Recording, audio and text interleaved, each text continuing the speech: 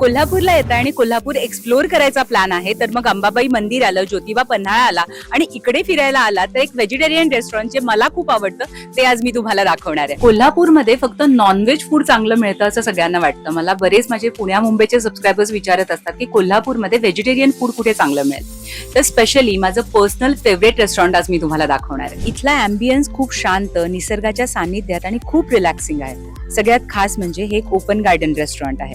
अशा प्रकारचं शांत वातावरण फार कमी ठिकाणी अनुभवायला मिळतं.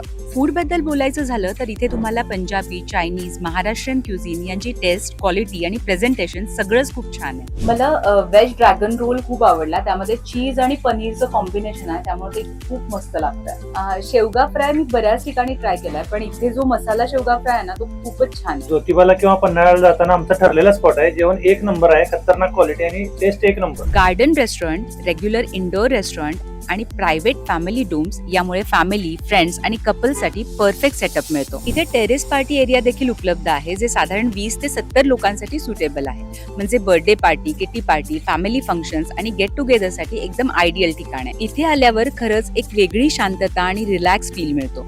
खास करून डिनर साठी हे ठिकाण खूपच सुंदर आहे. स्पेशली माझं हे खूप आवडतं ठिकाण आहे. तुम्ही जर कोल्हापूरला फिरायला येत असाल तर इथे नक्की व्हिजिट करा आणि इथलं फूड नक्की टेस्ट करा. आणि हा व्हिडिओ आपल्या फ्रेंड्स आणि फॅमिली सोबत शेअर करायला विसरू नका.